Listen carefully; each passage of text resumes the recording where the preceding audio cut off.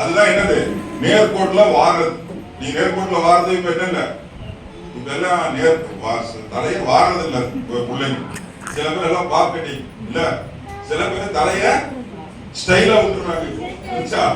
தலைய நேர்கோட்டு எடுத்து வாடுறது எதுக்குன்னா, குழந்தை அதாவது உங்களுடைய குழந்தை, அதாவது அந்த கர்ப்பத்தில் இருக்க குழந்தையில இருக்கக்கூடிய கர்ப்பப்பை நீங்க அந்த சீமந்த கோடு அதாவது நேர்கோட்டு எடுத்து வாடும் பொழுது உங்களுடைய உடலில் இருக்கக்கூடிய கர்ப்பப்பை, பெண்களில் இருக்க கர்ப்பப்பை என்ன பண்ணுமா, பலப்படும் என்று சொல்லி விஞ்ஞான பூர்வமாக சொல்லுறாங்க. இதையெல்லாம் அடிப்படையில வைத்துதான் என்ன பண்ணாங்க, இதைய செஞ்சாங்க. ஆனா அடிப்படையான காரியத்தை என்ன பண்ணாங்க, எல்லாரும் இன்னைக்கு விட்டுட்டாங்க.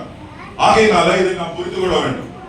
ஆகையினால இந்த நாளில் நாம் செய்கிற இந்த ஒரு காரியம் என்னவென்றால், வேதத்தின் அடிப்படையில ஆண்டவருக்கு நாம் என்ன பண்ண வேண்டும், நன்றி செலுத்த வேண்டும். வேதத்தில் நாம் வாசித்தோம் 127ஆம் சங்கீதம் 3ஆவது வசனத்துல, கர்ப்பத்தின் கனி கர்த்தரால் சுதந்திரம் கிடைக்கும் பலன். கர்ப்பத்தின் கனி கர்த்தரால் கிடைக்கும் பலன்.